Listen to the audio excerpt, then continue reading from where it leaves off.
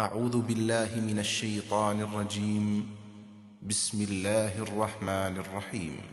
ولا تتمنوا ما فضل الله به بعضكم على بعض للرجال نصيب مما اكتسبوا وللنساء نصيب مما اكتسبن واسألوا الله من فضله إن الله كان بكل شيء عليما ولكل جعلنا موالي مما ترك الوالدان والأقربون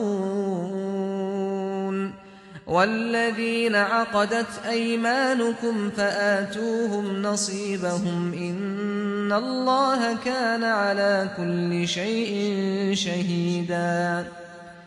اور جو کچھ اللہ نے تم میں سے ایک کو دوسرے پر ترجیح دی ہے اس کی تمنا نہ کرو، اس لیے کہ مردوں نے جو کچھ کمایا ہے اس کا حصہ انہیں مل جائے گا، اور عورتوں نے جو کچھ کمایا ہے اس کا حصہ انہیں بھی لازماً مل جائے گا۔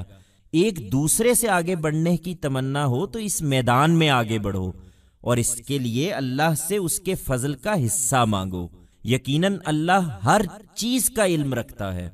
یہی ترجیحات وراثت کی تقسیم میں بھی ملحوظ ہیں، اور والدین اور قرابت مندوں کے چھوڑے ہوئے مال میں انہی کے مطابق ہم نے ہر ایک کے لیے وارث ٹھہرا دیے ہیں۔ ان میں تبدیلی کی کوشش نہ کرو۔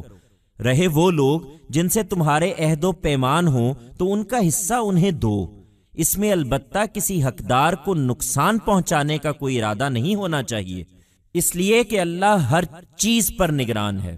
And do not desire things in which God has given preference to some of you over others, because whatever men have earned, they shall get its share, and whatever women have earned, they shall also necessarily get its share.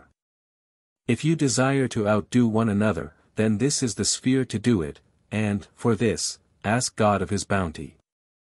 Surely, God has full knowledge of all things.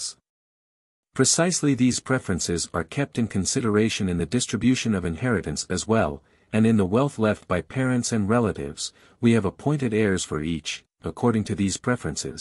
Do not try to change them. As for those with whom you have entered into agreements, give them their share. However, in this regard, there should be no intention of harming an heir, because God is watching over all things.